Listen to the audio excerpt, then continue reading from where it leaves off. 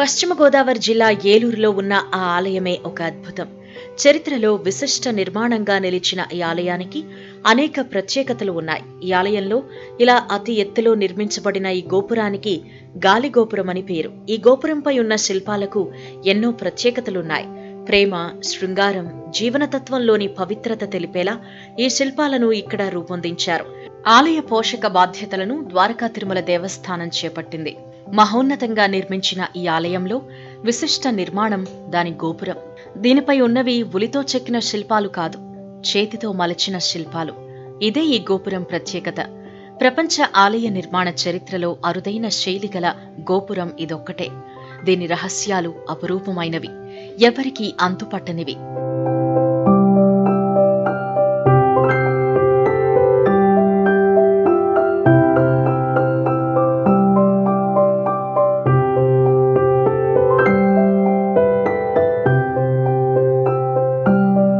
పశ్చిమ గోదావరి జిల్లా ఏలూరు సమీపంలో శనివారపుపేటలో ఉన్న శ్రీ చెన్నకేశవ స్వామి పార్వతీ సమేత రామలింగేశ్వర స్వామి ఆలయానికి ఎంతో విశిష్టత ఉంది.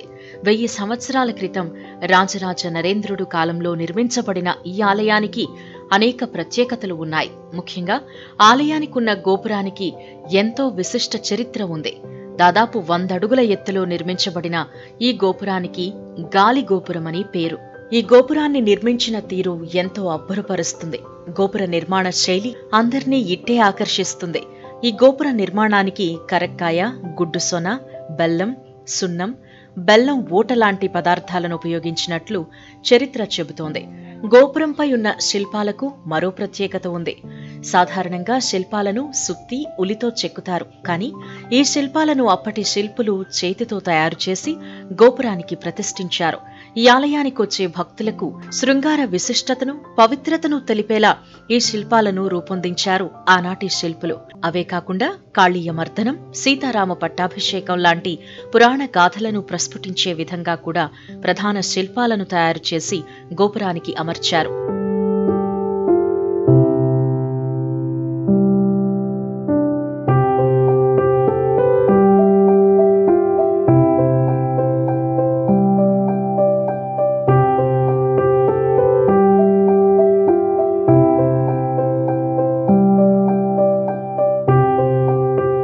అటువంటి ఈ విశిష్టమైన గాలిగోపురం ఇటీవల కొంతవరకు దెబ్బతినగా పురావస్తు శాఖ అధికారులు పునర్నిర్మించారు. ప్రస్తుతం ఈ ఆలయ పోషక బాధ్యతలను ద్వారకా తిరుమల దేవస్థానం చేపట్టింది. కార్తీక మాసంలోనూ ధనుర్మాసంలోనూ ఇక్కడ జరిగే పూజలు ప్రత్యేకం.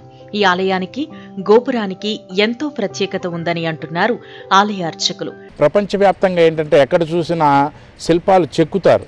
అలా కాకుండా ఇది శిల్పుల నైపుణ్యంతో పాత ఆగమశాస్త్ర ప్రకారం గానుగు సున్నము, కరక్కాయ పొడి, వీటితో మిశ్రమంతో చేతితో తయారు చేసినటువంటి ఈ శిల్పాలు ఈ యొక్క పశ్చిమ గోదావరి జిల్లాలో మన శనివారపేట గ్రామానికే చాలా గర్వకారణంగా చెప్పుకోవచ్చండి. 3000 శిల్పాలు దాదాపుగా ఈ శనివారపేట గాలిగోపురం మీద ఉండటం చాలా మా గ్రామానికి చాలా గర్వంగా చెప్పుకుంటాం అన్నమాట, గ్రామస్తులం అందరం కూడాను.